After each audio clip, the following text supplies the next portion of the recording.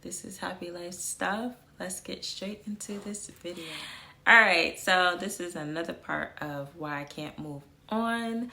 And I had so many reasons why you can't move on. But I don't want to talk about it in one full video because that's going to be a long video that needs to be edited. So it's being broken down. Alright, so let's get into the next part, which is you feel you need closure.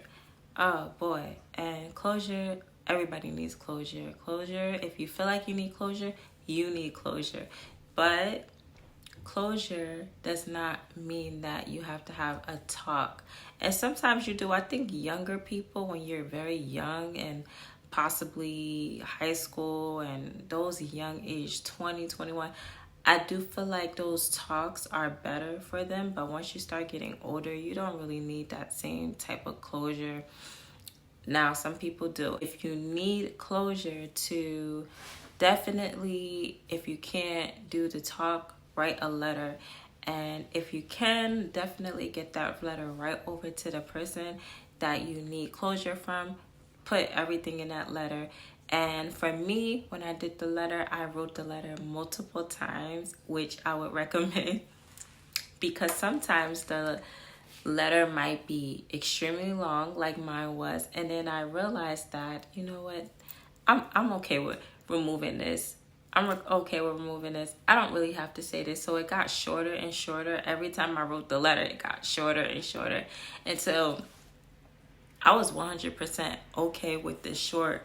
I don't remember if it was one page. I'm not sure, but it was way shorter than the multiple pages that it was, which made me only realize that I didn't need the closure for someone else. I didn't need to have that talk with someone else. I needed the closure for me.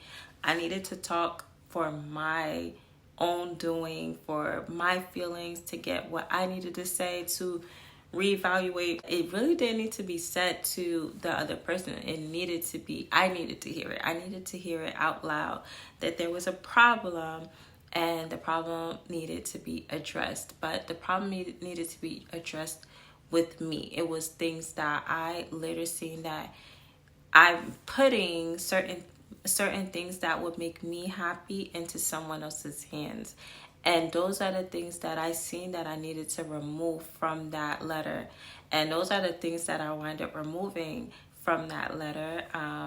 And to me, you know, it went from being like this whole, I'm angry and this and that happened and I can't believe you did this and I can't believe you did that, to I'm so grateful of this experience.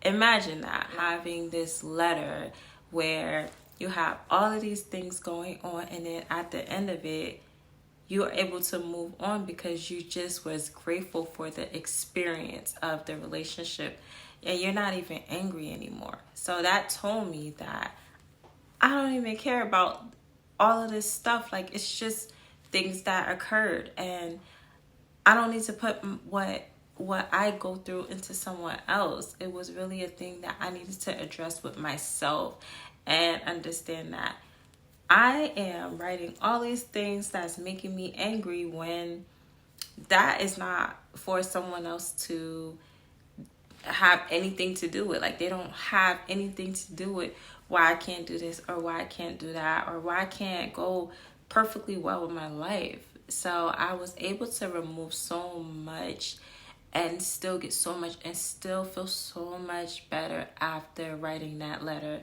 So that was my closure. Again, if you can get it over to the person, I would definitely recommend getting that letter over to someone. If you cannot, write and keep writing until you feel like you don't need to write anymore, and burn it.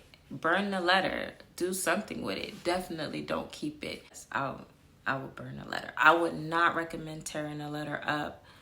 I really recommend burning it or doing anything that will dispose of it. Besides, I guess burning it will be the only other way. If you burn the letter, it feels like it just disappeared. Like, everything you put into that letter is gone now. You're ripping it up, and then you tossing it in the garbage. It's gonna still feel like those things are lingering around. So burn the words, okay? Burn it, and don't think about it no more. If you feel like you really need that closure, this is a good way to get closure without feeling the need to see the person or have to talk with the person and still receiving those same results. And I would say, as you're writing that letter, pour into the letter. Pour your heart into it. If you're feeling anger, pour it. Meaning, as you're writing, make sure you're angry as you're writing. Whatever you feel, whatever you feel while you're writing it, make sure if that means that you have to write very hard on that paper, and whatever you feel like is going to get your anger out the most, do that. Pour everything into the paper and it will stay in there. You will feel a big relief. And I definitely would recommend, if you don't feel it the first time, like I said, keep writing that letter. Write it again. The next day, write it again.